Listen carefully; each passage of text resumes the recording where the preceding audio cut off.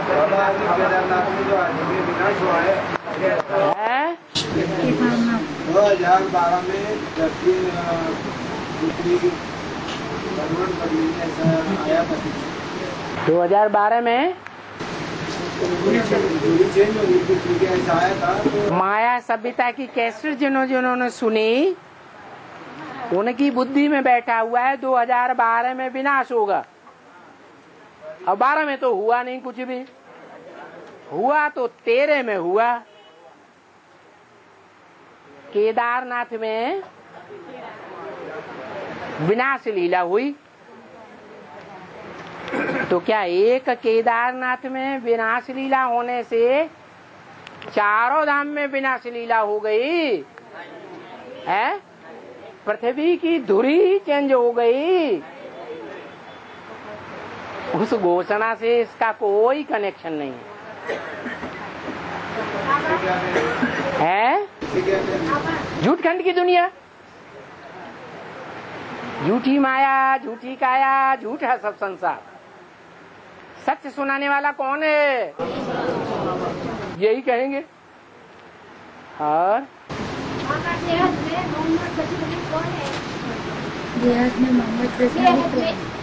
हाँ, बेहद का मुंह में जिसके मद भरा हुआ हो।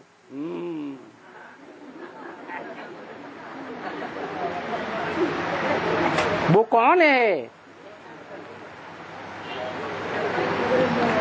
जिसको हिंदुस्तान में कोई राजा नहीं जीत सका। रावण की दुनिया में सबसे जास्ती प्रभाव किसका होता है?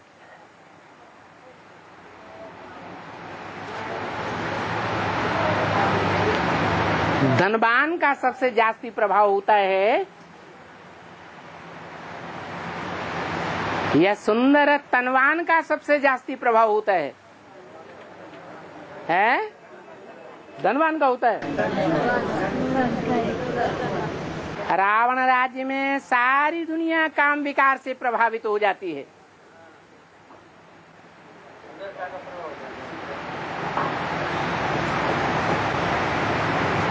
ब्राह्मणों की संगम युग की दुनिया में भी पतन का मूल कारण कौन है?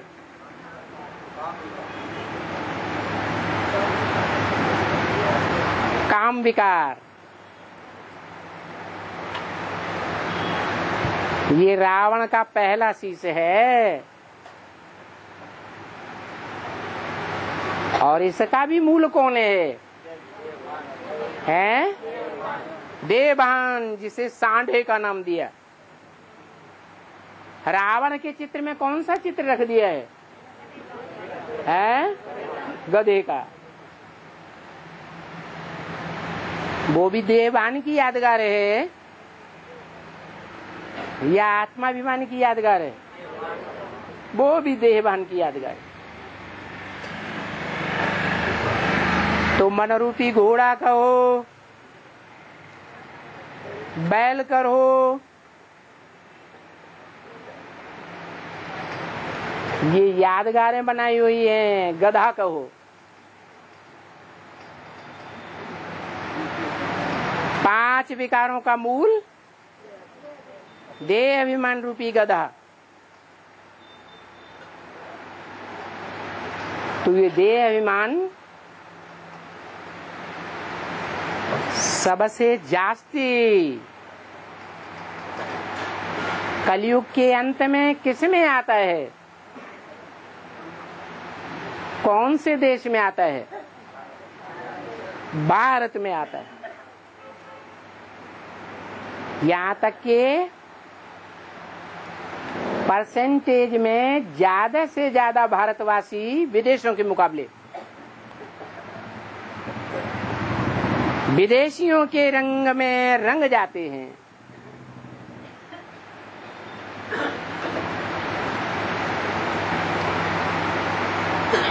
और जब ऐसे रंग जाते हैं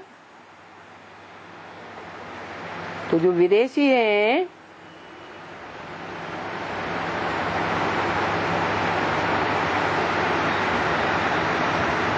उनके जीवन में एक रूप का आकर्षण होता है या जीवन में अनेकों रूप का आकर्षण होता रहता है? हैं?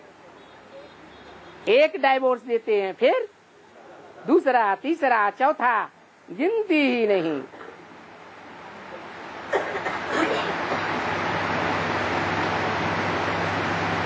तो बताया इस समय भारतवासियों में मुख्य भारत कौन है? अरे भारतवासियों में भी कोई मुखिया होगा, कौन? जिसको कहा जाता है शंकर। इसलिए बोला, मुरली में भी बोला, बाप इस समय क्या बनकर के आए हैं? विदेशी बनकर के आए हैं। नई दुनिया के याद में पक्का स्वदेशी। पक्के स्वदेशी की पक्की पहचान क्या है? मर्यादा पुरुषोत्तम। और विदेशी की पक्की पहचान क्या है? मर्यादाहीन, कोई मर्यादा नहीं।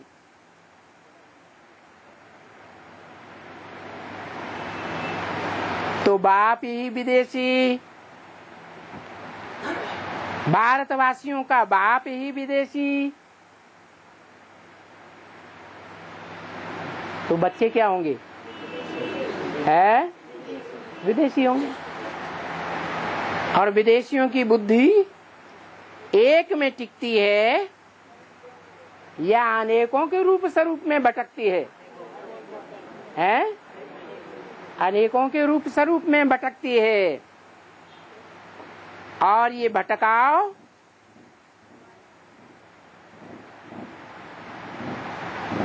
दुश्मनों के अधीन बना देता है। ये मोहम्मद गजनवी क्या हुआ? विदेशी था ना। आखिरी उसके प्रभाव में आ गए।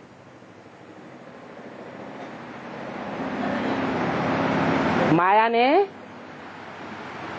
पूरा परछाया डाल दिया। सोमनाथ जैसे मंदिर को भी लूट लिया। और भारतवासी कुछ भी नहीं कर सके। अगर उस समय भारतवासी राजाएं संगठित हो गए होते तो क्या मोहम्मद गजनवी का प्रभाव पड़ता? क्यों नहीं यूनाइटेड हो सके? यूनिटी क्यों नहीं आई? क्योंकि द्वापर में प्योरिटी नहीं रहती है, तो यूनिटी भी नहीं बन पाती। अभी भी ऐसे है। एडवांस पार्टी को जानता पार्टी कहेंगे या अज्ञानता पार्टी कहेंगे? जानने वाली पार्टी है, ज्ञानी पार्टी है। लेकिन अटल बिहारी वाजपेयी ने रिजल्ट दे दिया क्या? कि जनता पार्टी में सबसे बड़ी कमी क्या है? संवादहीनता की कमी है। एक दूसरे से बात ही नहीं करते।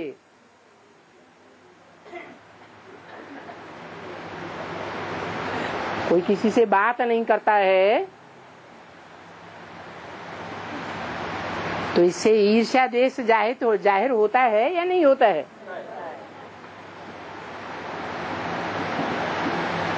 जब ऐसी कमी आ जाती है तो संगठन बनता है या बिगड़ता है? बिगड़ता ही जाता है।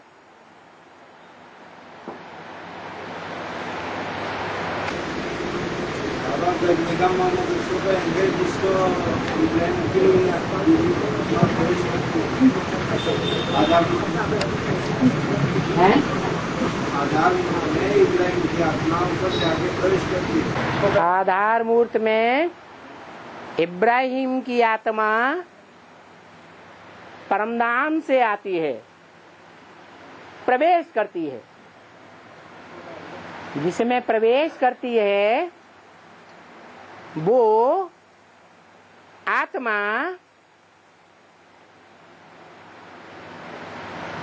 ब्रह्मा बाबा के बाद धर्म का मुखिया है या ब्रह्मा बाबा से पहले है, बाद में? तो इससे साबित होता है कि संगम युग में भी वो आधार मूर्त आत्मा ऐसी विशेष आत्मा है जिसके ऊपर ब्रह्मा बाबा ने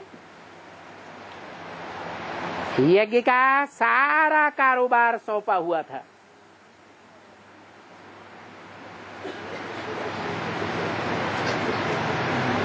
जब तक वो जीवित रहा यज्ञ का स्थूल कारोबार वो ही व्यक्ति संभालता रहा।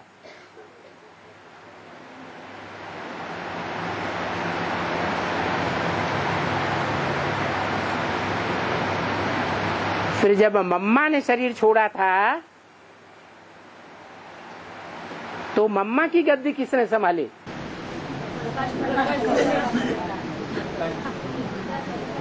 कुमार का दादी ने संभाली। कुमार का मुख से कहती भी थी, मैं यहाँ भी बाबा के गद्दी की हकदार हूँ और वहां सतयुग में भी हकदार बनूंगी। यहाँ जो शूटिंग होगी वहां सतयुग में भी शूटिंग होगी या नहीं होगी?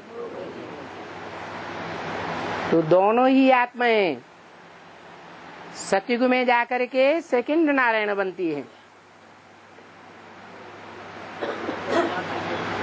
सेकंड लक्ष्मी नारायण। तो सेकंड नारायण लक्ष्मी में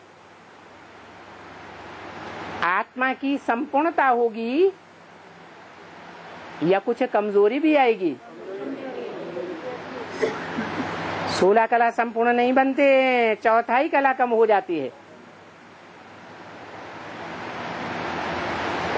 सर्वगुण संपन्न नहीं बनते हैं, कुछ गुण कम हो जाते हैं।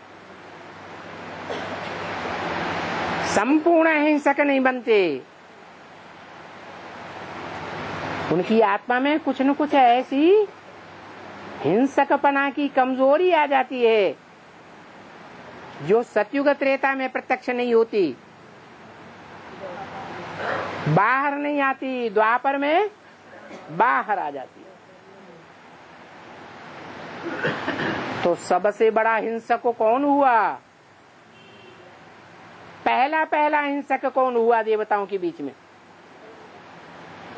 है? पहला नारायण है या दूसरा तीसरा चौथा नारायण? कौन से नारायण में हिंसा का बीज पहले आया है? अरे बोलो ना, है? सेकंड नारायण में हिंसा का बीज पहले आ गया। और दुनिया की बड़े से बड़ी हिंसा कौन सी होती है? काम विकार की हिंसा। तो जैसे ही द्वापर युग शुरू होता है, इब्राहिम की सोल वो सेकंड नारायण में प्रवेश कर जाती है और काम विकार की हिंसा की शुरुआत हो जाती है। दुनिया का सबसे बड़ा कामुकता वाला धर्म इस्लाम धर्म ही है। और राम किस सब्जेक्ट में फेल हुए? बाबा, राम किस सब्जेक्ट में फेल हुए? किस सब्जेक्ट में फेल हुए? कृष्ण किस सब्जेक्ट में फेल हुए? राम कृष्ण किस सब्जेक्ट में? राम किस सब्जेक्ट में? राम कृष्ण राम किस सब्जेक्ट में? राम किस सब्जेक्ट में फेल हुआ? सारी दुनिया का बाप कौन है? राम बाप। और सारी दुनिया में जो विकार फैले हुए हैं, उन विकारों में मुख्य विकार कौन सा है? काम विकार। और वो सारी दुनिया का बीज है बाप। तो दुनिया में जो महाकामी है, उनका बड़े से बड़ा बाप कौन हुआ है? कौन हुआ? वो फेल हुआ। लेकिन मुरली में बाबा ने बोला है, वो काम विकार की तो बात थी, जो राम बाप फेल हुआ। लेकिन उसमें एक बात और बताई है, काम विकार तो अभी सारी दुनिया में फैला हुआ है, तो क्या सारी दुनिया फेल हो जाएगी? हो जाएगी। अभी क्यों नहीं फेल हो जाएगी सारी दुनिया? और उस समय राम बाप और उसके फॉलोअर्स क्यों फेल हो गए? कारण बताया, उस समय इतना ज्ञान नहीं था। और अभी तो ज्ञान है। तो आदि में राम वाली आत्मा फेल हो गई। बाप की प्रत्यक्षता महाशिवरात्रि के बाद होगी क्या? है? बाप की प्रत्यक्षता महाशिवरात्रि के बाद होगी क्या? आपको नहीं मालूम ब्रह्मा पहले प्रत्यक्ष हुआ या शंकर पहले प्रत्यक्ष होता है? नहीं मालूम है? छोटा बच्चा शिशु रूप में पैदा होता है, पनपता है, तो उसके सामने माँ प्रत्यक्ष होती है या बाप को पहचानता है? आप ये बात जानते ही नहीं, फिर भी पूछ रहे। हाँ, और जन्म लेते हैं और सीढ़ी में तो 8 ही जन्म दिखाए हैं। अभी मुरली में बताए सतयुग में तो सूर्यवंशी होते हैं, वो 9 जन्म लेते बोले। सीढ़ी में तो 8 ही दिखाए। कृष्ण बच्चा जो है वो सूर्यवंशी है या चंद्रवंशी है? कृष्ण बच्चा जो सतयुग में पैदा होता है, जिसका चित्र दिखाया है सीढ़ी में, सीढ़ी के अंदर भी कृष्ण का चित्र दिखाया है और सीढ़ी के बाहर भी कृष्ण का चित्र दिखाया है। ऊपर दिखाया है या नहीं? तो सीढ़ी के अंदर जो कृष्ण बच्चा दिखाया गया है, वो बच्चा सूर्यवंशी है या नहीं है? है? सूर्यवंशी है। तो उसका बाप और बाप की जो भी जनरेशन होगी, वो सूर्यवंशी होगी या नहीं होगी? वो कौन से युग की बात है? है? है? तुम बताओ, वो झूठ युग की बात है कि सत्य युग की बात है? हैं? संगम का एक जन्म बताया हैं? संगम युग का एक जन्म। संगम युग का जो जन्म है वो दिव्य जन्म है कि लौकिक जन्म है? बताया है। तुम बच्चे 84 जन्म लेते हो, और तुम्हारा ये ब्राह्मण जन्म जो है वो दिव्य और अलौकिक जन्म है।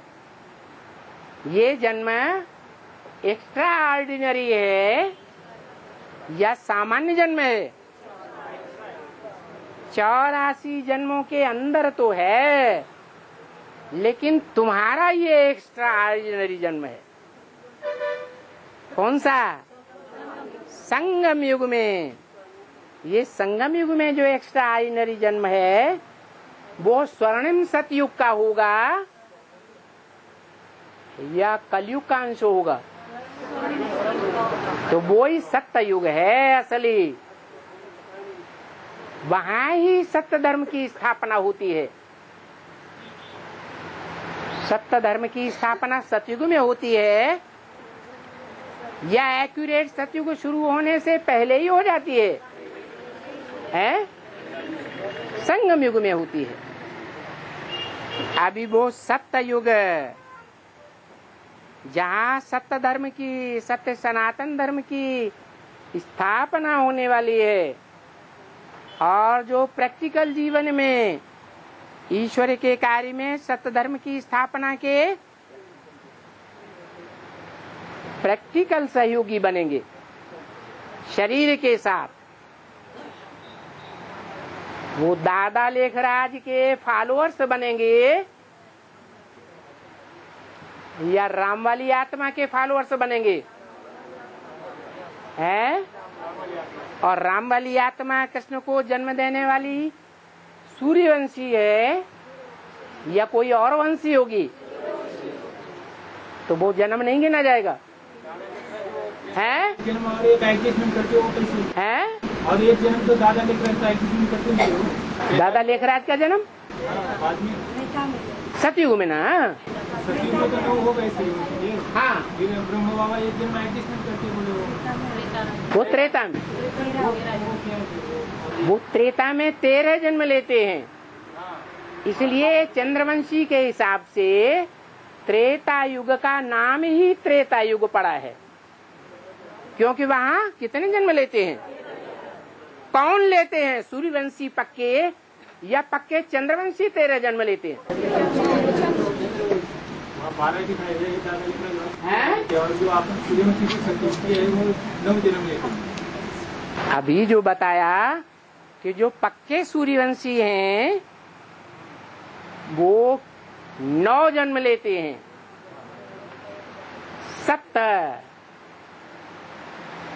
सप्तधाम में 9 जन्म होते हैं। वहां चंद्रवंशीय नहीं होते हैं, उनकी संख्या नहीं गिनी जाएगी। न इस्लामियों की संख्या गिनी जाएगी, न बौद्धियों की, न क्रिश्चियंस की। संगम युग में कौन गिने जाएंगे? सूर्यवंशी गिने जाएंगे। तो उन सूर्यवंशियों की जो पक्के सूर्यवंशी हैं,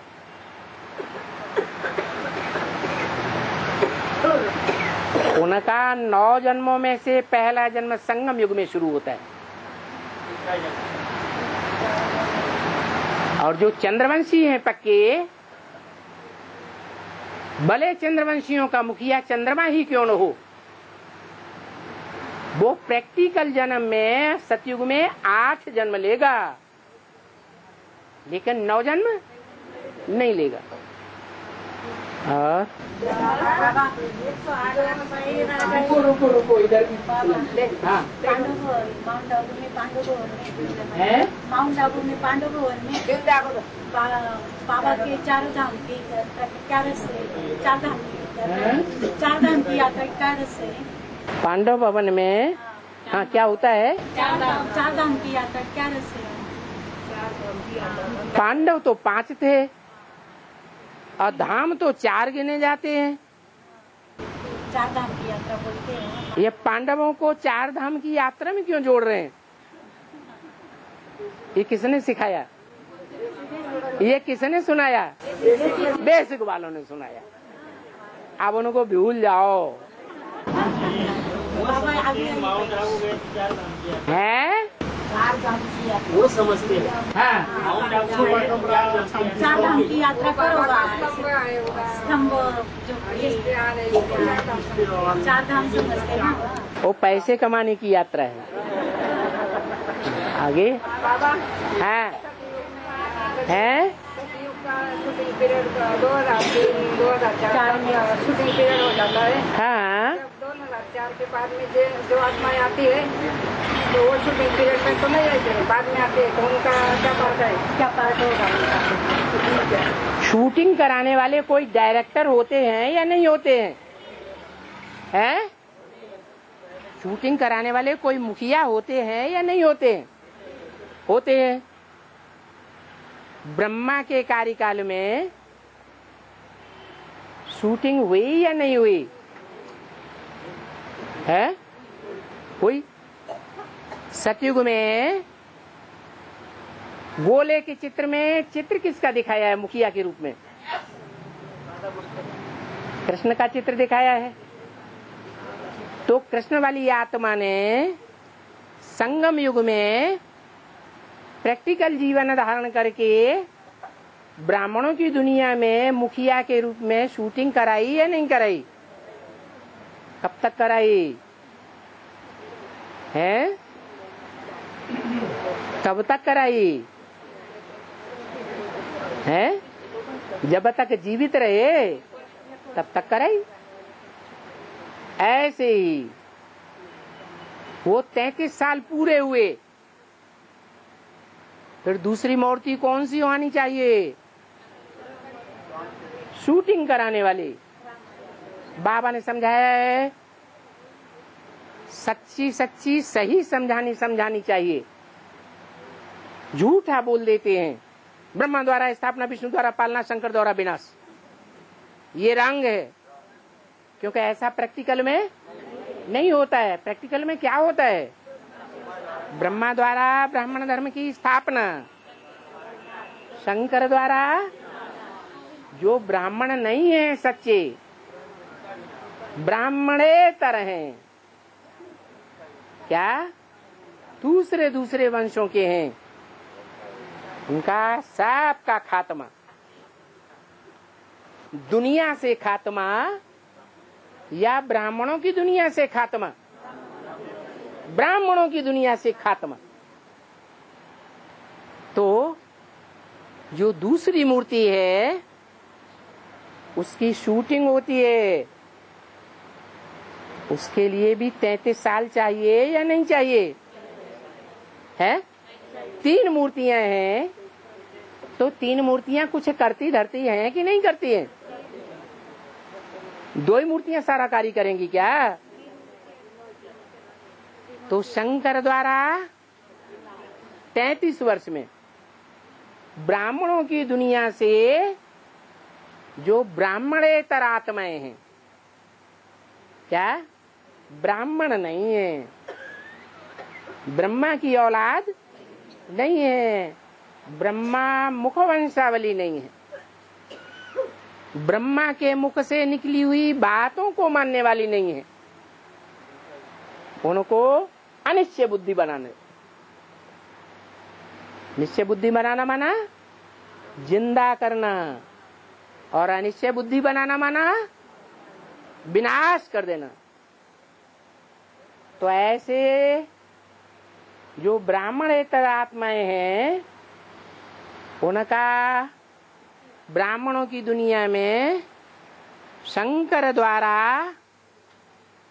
अनिश्चय पैदा करके उनकी मृत्यु हुई या नहीं हुई है? उनकी मृत्यु हो गई। वो बाप के बच्चे नहीं रहे, बाप को पहचानते ही नहीं। वो शूटिंग कब तक होती है? 76 से बाप प्रत्यक्ष हुआ, लेकिन 76 से पहले दूसरी मूर्ति शंकर वाली आत्मा ब्राह्मणों की दुनिया में थी या नहीं थी? थी। तो उस मूर्ति के कार्यकाल में वो वर्ष नहीं जोड़ेंगे जोड़ेंगे या नहीं जोड़ेंगे? तो 76 से 2000 तक 25 और दो जो 4 वर्ष हैं या 5-7 वर्ष हैं, 3-4 वर्ष हैं, वो जोड़ने पड़ेंगे या नहीं? तो 2004 आता है। इन 33 वर्षों में शंकर द्वारा ब्राह्मणों की दुनिया से जो अनिश्चय बुद्धि है बाप के प्रैक्टिकल पार्ट के ऊपर, उनका सफाया कर दिया जाता है। उसके बाद फिर क्या होना चाहिए है? जो सच्चे सच्चे ब्राह्मण बचे, बाप के बच्चे, जो बाप को पहचानते भी हैं, वो ब्राह्मण बच्चों की पालना शुरू होती है। उस पालना में पालना का कार्य माँ के द्वारा होता है या बाप का होता है? हैं? तो ब्राह्मणों की एडवांस दुनिया में कोई माँ चाहिए या नहीं चाहिए? तो 2004 से 2004 के बाद से वो सूर्यवंशियों की माँ कौन है? काशी नगरी, जिसको 3 देवियां भी पूजनीय मानती हैं, वो माता प्रत्यक्ष होती है, जो नई दुनिया का फाउंडेशन डालने वाली है, जिसके लिए अव्यक्तवाणी में बोला, 2004 में ही बोला, 5 में क्या बोला है? नई दुनिया में तुम बच्चे आना जाना करते हो ना, बाप ने जो दुनिया स्थापन की है, नई दुनिया, उस दुनिया में तुम्हारा आना जाना होता है ना। माना कोई नया संगठन तैयार हो रहा है या नहीं तैयार हो रहा है, तो वो विष्णु की पालना की शुरुआत है। क्या वो माता अकेली होगी या प्रवृत्ति मार्ग वाली होगी? हैं? प्रवृत्ति मार्ग वाली होगी। शास्त्रों में उनका नाम दिया है अत्रि। क्या? अत्रि। और उनकी पत्नी का नाम अनुसुईया। अनुसुईया माने जो कोई से भी असूया करने वाली नहीं, ईर्ष्या द्वेष करने वाली नहीं, उसका नाम रखा है अनुसूया। और उसके पति का नाम रखा है आर्त्री। त्रि माने कौन? त्रि। कौन से त्रिदेव प्रसिद्ध हैं? ब्रह्मा, विष्णु, शंकर। लेकिन तीनों में से कोई नहीं। जो उसका पति है वो कौन है? हैं? न ब्रह्मा, न विष्णु, न शंकर। कौन है? जो त्रिदेव नहीं है, लेकिन है तो कोई आत्मा है।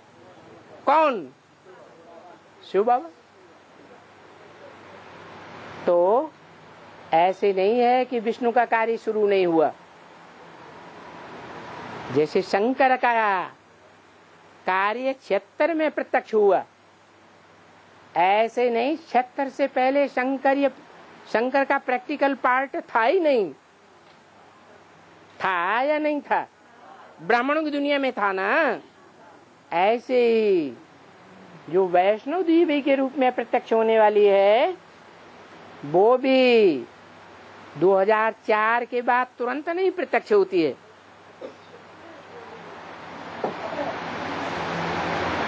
बाद में प्रत्यक्ष होती है। जिसके लिए बोला है भारत माता शिव शक्ति अवतार, अंत का यही नारा है। है? हाँ। जब रात शुरू होती है, जब रात शुरू होते है तो पहले 2 मंदिर बनते हैं। जब रात शुरू होते है तब 2 मंदिर बनते हैं। मुरली पॉइंट है, मुरली में बोला है बाबा जी, क्या? तो 2 मंदिर बनते हैं। जब रात शुरू है तो पहले 2 मंदिर बनते हैं। 2 मंदिर कब बनते हैं? एक आदमी बोलो। राजगुरु रात शुरू होती है, जब रात शुरू होती है तो 2 क्या बनते हैं? मंदिर।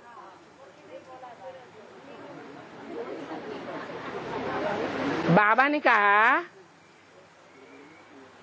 सोमनाथ अकेला होता है या उसके साथ सोमनाथिनी भी होती है?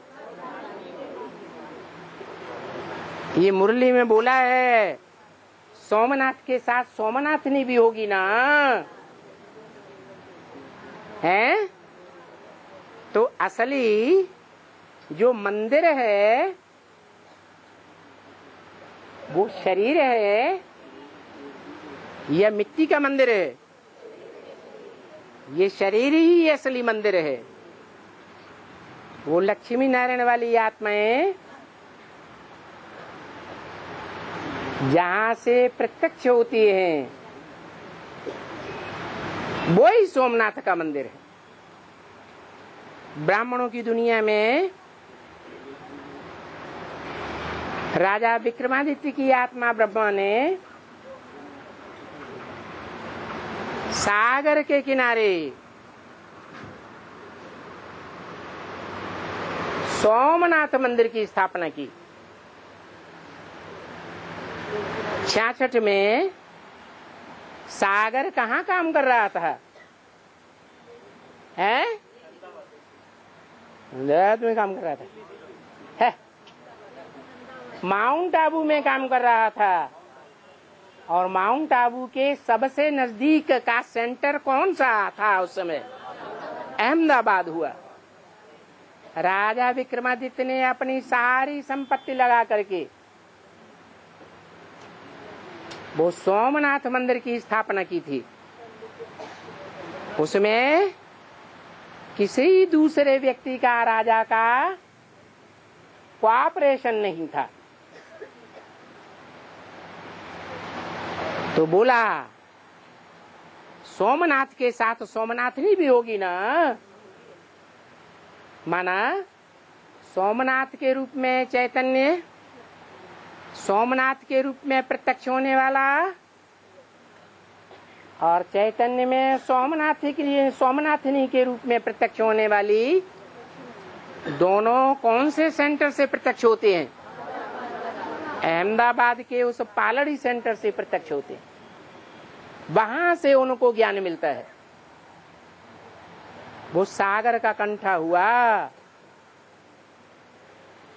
वो ज्ञान सागर है जो माउंट आबू में काम कर रहा था, उसके सबसे नजदीक का उस समय सेंटर था।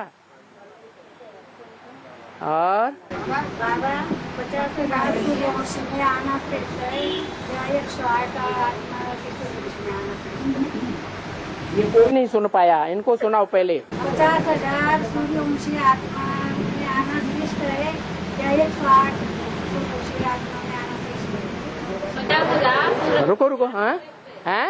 50,000 सूर्यवंशी में आना श्रेष्ठ है बोले कि 108 में आना श्रेष्ठ है। कमाल है। अरे 9 लाख है, उसमें तो सूर्यवंशी चंद्रवंशी दोनों है। पक्के सूर्यवंशी कितने हैं? 4.5 लाख। वो 4.5 लाख जो पक्के सूर्यवंशी हैं वो दुनिया के सभी धर्मों के बीज हैं या नहीं है? जो सभी धर्मों के बीज हैं, मुख्य 9 धर्म हैं दुनिया में जो प्रत्यक्ष हैं।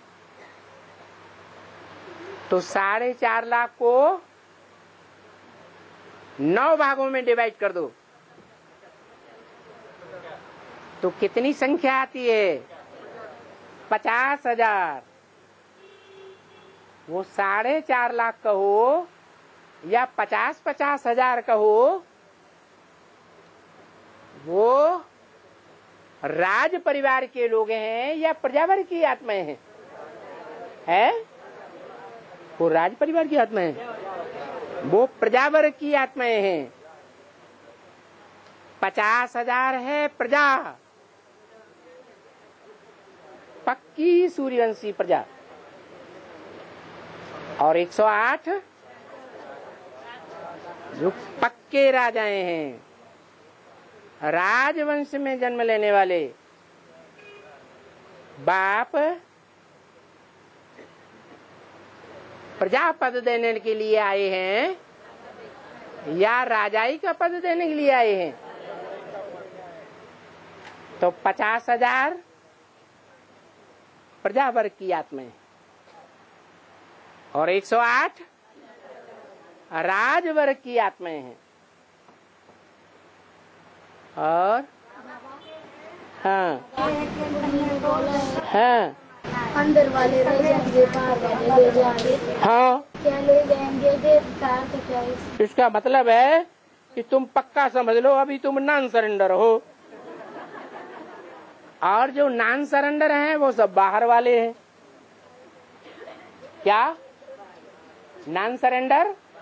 बाहर वाले, उनको बाप ने सरेंडर करके अपने घर का बच्चा ऐसा नहीं बनाया हुआ है जिनके खाने पीने रहने पहनने उड़ने की जिम्मेवारी है किसकी है? बाप की है। तो वो है अंदर वाले, और जिनके खाने पीने रहने परवरिश करने जीवन को ऊपर उठाने नीचे गिराने की सारी जिम्मेवारी किसकी नहीं है? बाप की नहीं है। वो है बाहर वाले, क्योंकि वो बाहर वालों के अधीन हुए पड़े हैं। और जो सरेंडर हो गए वो एक बाप के अधीन है।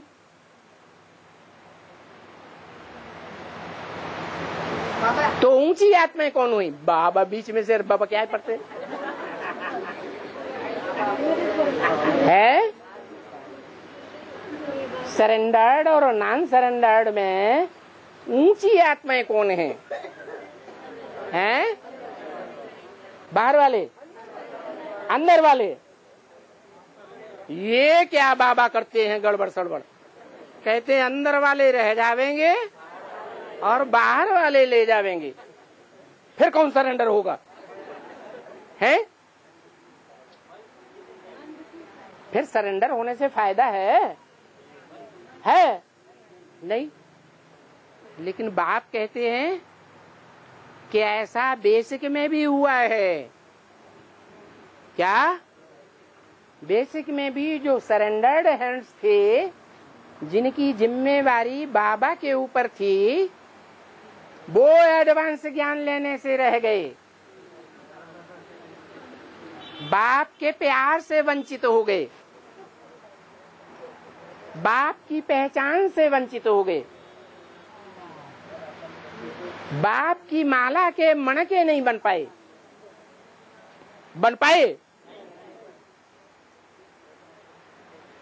और जो नॉन सरेंडर थे और अभी भी हैं बेसिक में, वो नॉन सरेंडर वो यहां बैठे हुए हैं सारे। क्या? जो सरेंडर दीदी दादी दादाएं थे वो बेसिक में अभी भी सरेंडर होने के बावजूद भी वहीं के वहीं रह गए, बाप का वर्षा नहीं ले सके। बाप का वर्षा है ज्ञान। बाप कहते हैं ज्ञानी तू आत्मा मुझे विशेष प्रिय है, वो ज्ञान नहीं ले सके, वो रह गए।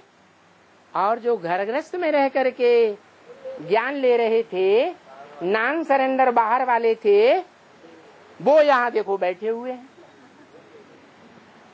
और यही नहीं, ऑल इंडिया में ढेर की ढेर जगह बैठे हुए हैं।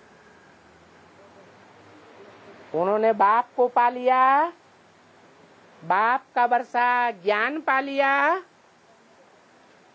और बाप की माला के मणके बन गए। तो कौन फायदे में रहे, नॉन सरेंडर या सरेंडर?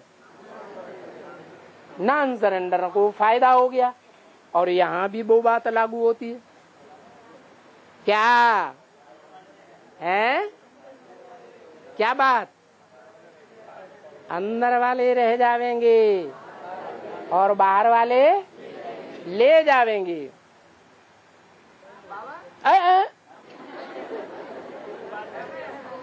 रुको रुको रुको, तो ऐसा क्यों हो जाता है? क्या मन बुद्धि? ऐसा इसलिए हो जाता है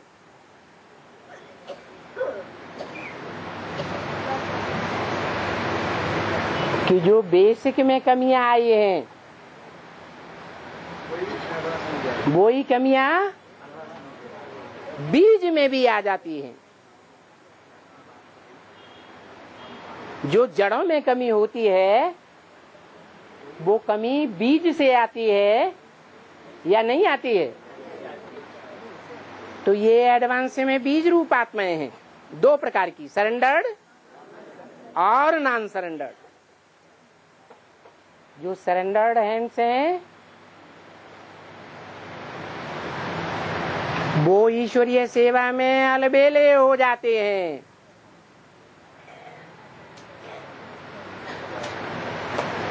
कौन से मणके हैं? रुद्रमाला के राजाई के मणके हैं। जो राजाएं हैं भारतवर्ष के वो ज्यादा विकारी होते हैं या रानियां ज्यादा विकारी होती हैं? ये राजाएं जो हैं रुद्रमाला में जो सरेंडर्ड होकर के कार्य करते हैं वो जन्म जन्मांतर के राजाएं हैं। और वो राजाएं आपस में क्या करते रहे? मुड़फुट टोल करते रहे। आपस में कोई कोई मिलकर के जानते हैं कि ये गलत हैं, तो भी देखते हैं कि ये पावरफुल हैं, इसलिए उनके साथ मिलकर के एक होते रहे।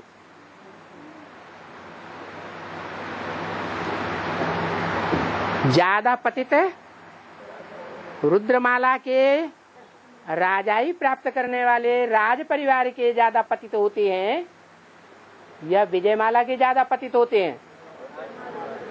ये राज परिवार के ज्यादा पतित हुए हैं। तो जन्म जन्मांतर जिनके पतित पने के संस्कार हैं वो जब यहाँ आ जाते हैं, सरेंडर हो जाते हैं, उन सरेंडर होने वालों में कन्याओं की संख्या ज्यादा है या भाइयों की संख्या ज्यादा है? भाइयों के लिए तो बाबा कहते हैं बैल पाल कन्हैया थोड़ा ही गाया हुआ है, हैं? क्या गाया हुआ है? गौपाल गाया हुआ है। तो कन्याएं सरेंडर हो जाती हैं और वो कन्याएं जन्म जन्मांतर के राजघराने वाले हैं।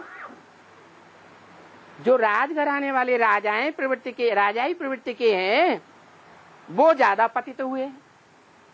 तो वो पतित पने के संस्कार इस आखिरी ब्राह्मण जीवन में आते हैं या नहीं आते हैं? आते हैं।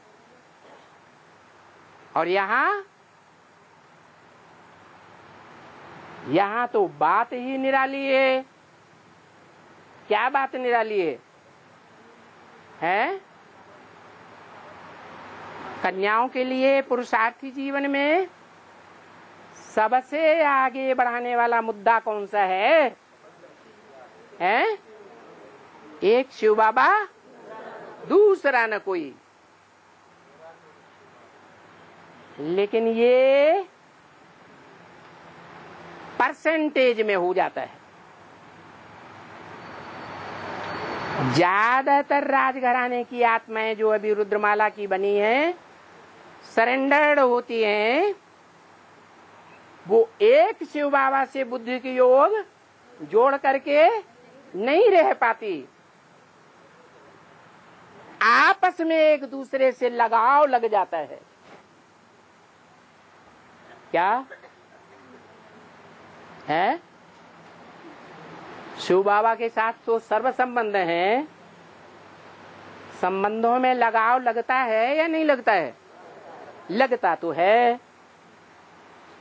तो वो लगाव एक शिव बाबा से न लग करके पूर्व जन्म के पतित पने के संस्कार होने के कारण आपस में एक दूसरे से लग जाता है। और जब ऐसा लगाव देहधारियों से लग जाता है तो ईश्वरीय सेवा में दिल लगेगा या नहीं लगेगा? है? ईश्वरीय सेवा में दिल नहीं लगता। ढेर सारी गलतियां होती हैं और उन गलतियों के कारण ढेर सारी डिससर्विस होती रहती है।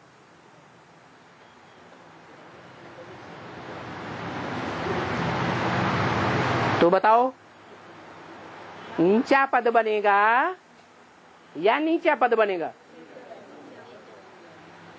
पद नीचा हो जाता है। इसलिए बाबा ने कहा अंदर वाले रह जावेंगे और बाहर वाले ले जावेंगे। बाहर वालों में बांधेली माताएं भी हैं। सबसे जास्ती बुद्धि योग शिव बाबा के साथ। मेरा तो एक शिव बाबा पार लगाने वाला इस दुनिया में कोई नहीं। पति भी धोखा दे देता है, सारी प्रॉपर्टी और पैसे अपनी जेब में रखता है, बैंक बैलेंस में रखता है, सारी प्रॉपर्टी अपने नाम कराता है। हमारे नाम लिख दो। तो माताएं तो समझ जाती हैं कि हमारा कोई नहीं, मेरा तो एक शिव बाबा। और एडवांस ज्ञान में भी चलने वालों में ज्यादा संख्या नॉन सरेंडर हैंड्स में माताओं की होती है, कन्याओं की होती है, कुमारों की होती है या अदर कुमारों की होती है?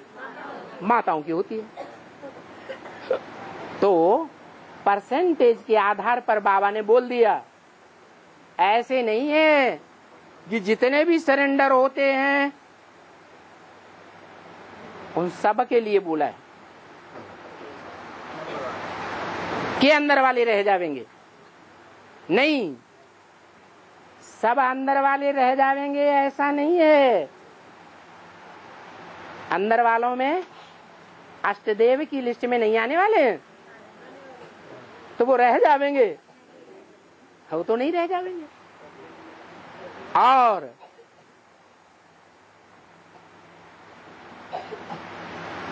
बार है सूर्यवंशी और बार है चंद्रवंशी मुख्य, 24 वो रह जाएंगे। है? वो भी नहीं कहा जा सकता कि रह जाएंगे। वो भी सत्य सनातन धर्म का पूरा हिस्सा लेंगे, बाकी फिर नंबर 12 है। इसलिए बोला कि अंदर वाले रह जाएंगे और बाहर वाले ले जाएंगे।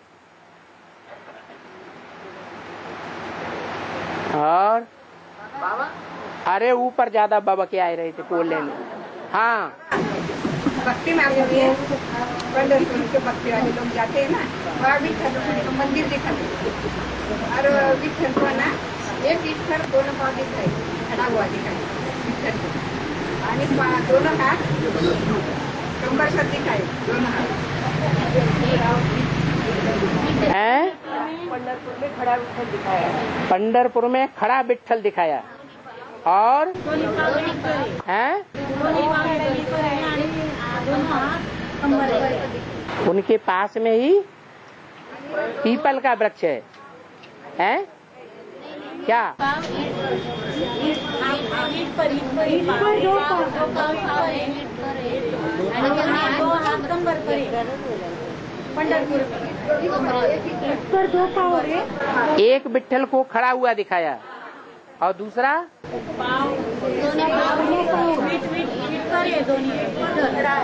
पत्थर पे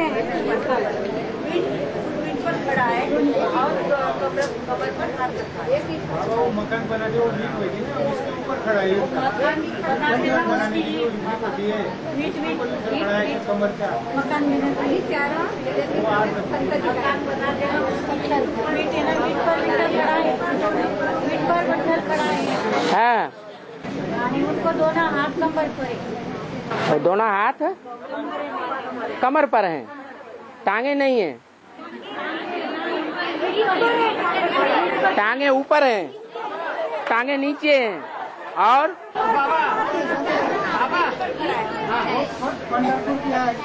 जो है ना, और रुको हाँ, एक आदमी बोलो ना। हाँ, पंढरपुर पे जो पांडुरंग है ना, हाँ, वो ईंट के ऊपर खड़ा है। एक ईंट पे। हाँ, एक ईंट के ऊपर खड़ा हाँ, है। हाँ। और उसके हाथ अपने कमर पे है, दोनों हाथ कमर पे है। हाँ, तो इसका राज बता।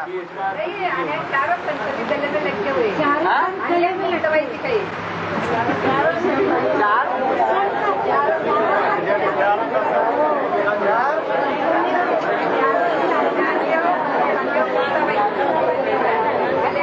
भक्ति मार्ग की बात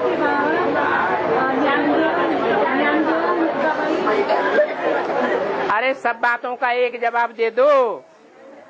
भक्ति मार्ग में है सारा भूसा और उसमें से सार की बातें निकाल करके बाप बताते हैं। तो आप भूसा उठाना बंद कर दो। वो भूसे की बातें उठाने से फायदा नहीं। बाप जो बात सुनाते हैं शास्त्रों की, वो सार की बातें सुनाते हैं। उन बातों को उठाना है, उनका ही अर्थ पूछना है। हाँ,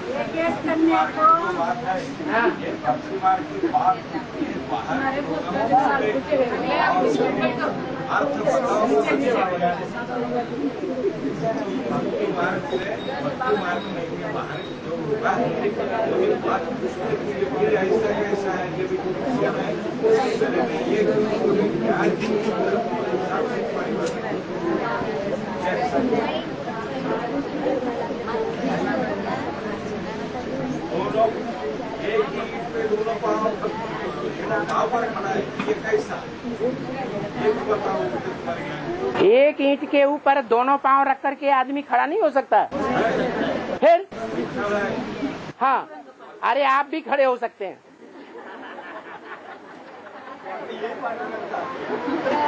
है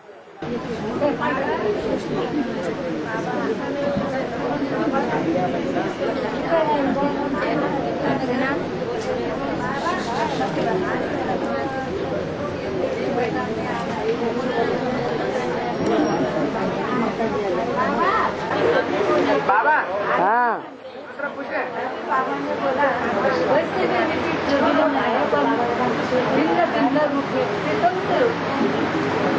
बाबा, अरे इनकी बात भी तो सुन लो, क्या कह रहे हैं, शास्त्र पढ़ रहे हैं कुछ भी। इस घड़ी को सभी को मैदान आना ही है, इस घड़ी को सभी को मैदान आना ही है।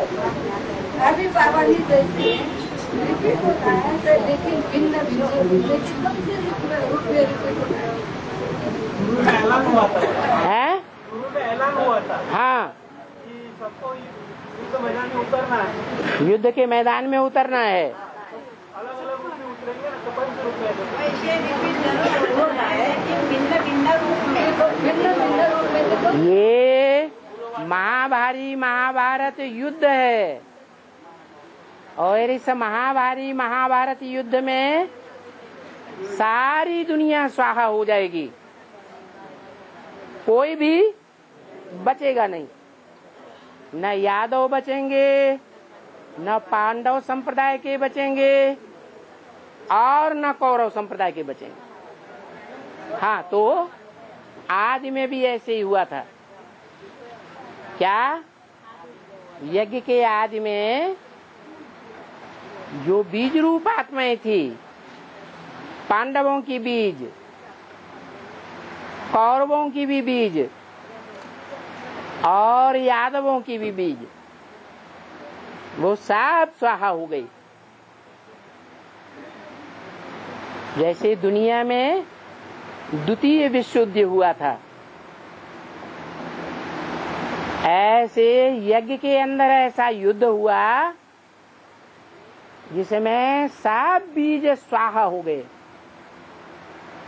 माना दुनिया के बीज स्वाहा हो गए, माना दुनिया स्वाहा हो गई। वो रिपीटेशन अभी भी होना है। वो ही आत्माएं,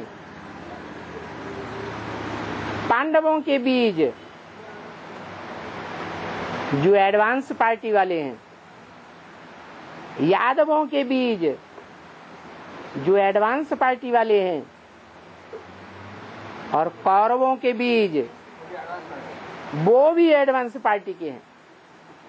यहाँ एडवांस पार्टी में सब धर्मों की बीज समाये हुए हैं, सब आपस में टकराएंगे। जैसे यज्ञ के आदि में बड़ा विनाश हुआ था, ऐसे अब बड़ा रूप धारण करेगा। फिर बाहर की 500 करोड़ की दुनिया में भी पांडव संप्रदाय के भारतवासी भी हैं और कौरव संप्रदाय के ये कांग्रेसी भी हैं जो राज्य गद्दी पर बैठे हुए हैं।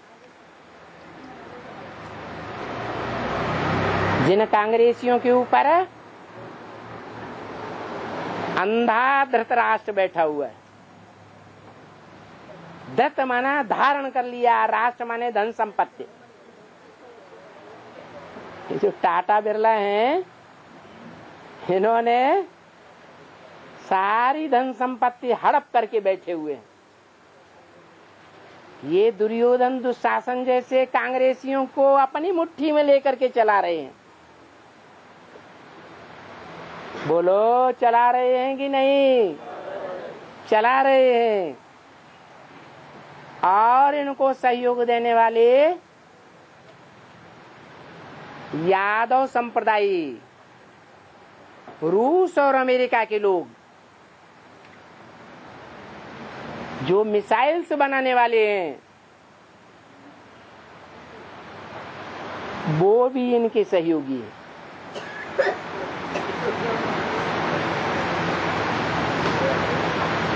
बाकी बचे पांडव। वो पांडव दर दर की खाक छान रहे हैं,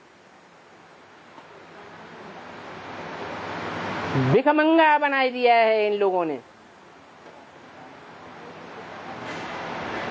भीख मांगने वाले जैसे ब्राह्मण होते हैं ना, ऐसे बन गए। ये आग अंदर ही अंदर फैल रही है। ब्राह्मणों की बेसिक दुनिया में भी पहले फैली थी और वो आग भड़क गई थी, जिसे द्वितीय विश्व युद्ध कहा गया। अभी भी एडवांस पार्टी की बीज रूप दुनिया में जो यादव कौरव पांडव हैं बीज रूप, उनमें भी अंदर अंदर आग भड़क रही है। इसलिए मुरली में बोला है 8 बादशाहियां स्पष्ट नजर आएंगी ब्राह्मणों की दुनिया में। क्या? 8 बादशाह और 8 बादशाहियां सब आपस में टकराएंगे। जो ज्योतिषी लोग कहते हैं जब विनाश होता है तो 9 ग्रह आपस में टकराते हैं और 9 ग्रहों में सबसे पावरफुल ग्रह कौन सा है? बृहस्पति। जब छोटे छोटे ग्रह टकराएंगे तो जो बहुत बड़ा है उसका क्या नुकसान होगा? कुछ नुकसान होगा क्या? कुछ नुकसान नहीं होगा, एक ही बचेगा, देवताओं का गुरु। गुरु भी बचेगा और देवताएं भी बचेंगे। उनकी ही दुनिया चलेगी सतयुग और त्रेता में। बाकी ये सब कौरव और यादव सब खलास होने वाले हैं। नष्ट होने वाले हैं कि उसके अंदर समा जाएंगे? है छोटे-छोटे जो ग्रह है उसके अंदर समा जाएंगे कि नष्ट हो जाएंगे? हाँ, एक दूसरे में मर्ज हो जाएंगे। चंद्रमा का क्या हो जाएगा? है पृथ्वी में मर्ज हो जाएगा। है बाबा हाँ, बेसिक ने बोला है अंदर वाले रह जाएंगे, बाहर वाले ले जाएंगे। हाँ, हाँ? हाँ, तो लेकिन सतयुग और त्रेतायुग में जो राजा ही है हाँ, वो तो बेसिक वाले ही लेते हैं। बेसिक वाले लेते हैं। वो राजा ही है। राजा ही नहीं है। राजा किस लिए होता है? तो लक्ष्मी नारायण जो माने गए हैं। अरे शासक किस लिए होता है? शासक किस लिए होता है? बोलो ना। शासन करने के, वहाँ कोई अनुशासनहीन होता है? लेकिन वो तो पद तो अरे बताओ, वहाँ कोई अनुशासनहीन होता है? होता है? होता ही नहीं है। तो शासन क्या लड्डू के ऊपर करेंगे? लेकिन आठवां जो लक्ष्मी नारायण बताया है उसकी राजगद्दी बना। उसकी असलियत तो अभी तुमने जान ली कि वो गधेड़ों के कुल का है या शेरों के कुल का है। उस आठवें नारायण का कुल कौन सा है? हैं? गीदड़ों का कुल है या शेरों का कुल है? आप उस गीदड़ों के कुल का राजा बनना चाहेंगे? आप उनके बड़प्पन का बखान तो बहुत कर रहे हैं और कह तो रहे हैं। हाँ, राजा ही सारी वो ले लेते हैं सतयुग में, त्रेता में वो बड़ापन लेते हैं तुम्हारी दृष्टि में कि घटिया है। ऐसे तुम बनना चाहते हो? अरे उन घटिया की किस्म में जाना चाहते हो? अरे चुप।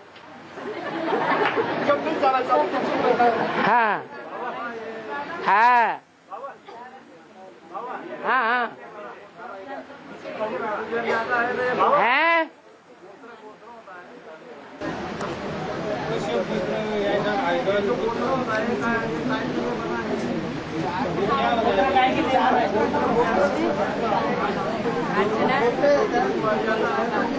इन्होंने आपकी बात समझ ली, ये नजदीक है, सुनाओ। हाँ, गोत्र बोलते हैं ना। गोत्र, हाँ, इसलिए बनी हुई है गोत्र ना।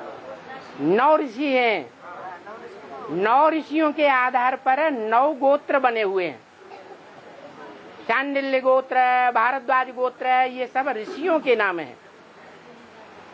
ऋषि पवित्र को कहा जाता है। जो पवित्र आत्माएं हैं वो एडवांस में है या बेसिक में है? ज्यादा है पवित्र आत्माएं, बेसिक में है। वो बेसिक वाली पवित्र आत्माएं ही 9 नारायण हैं। वो 9 नारायण, उनके आधार पर ये ब्राह्मणों में 9 गोत्र चलते हैं। उनमें सबसे ऊंचा है काश्यप। काश्य माने तेज, याद का तेज, और पा माने पीने वाला। याद का तेज पीने वाला ब्राह्मणों की दुनिया में कहो, 500 करोड़ की दुनिया में कहो, याद का तेज पीने वाला 100% कौन है?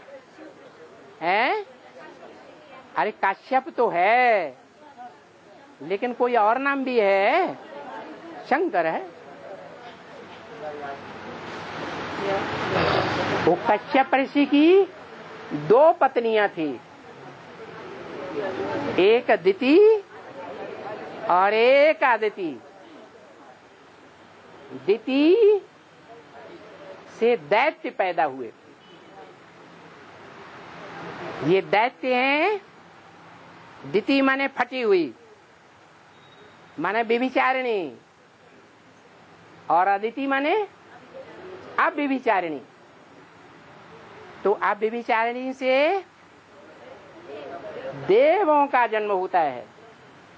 दिति से दैत्य पैदा हुए और अदिति से देवों का जन्म होता है। ये दुनिया में 2 का विशेष गायन है। हाँ, टाइम हो गया भाई। अच्छा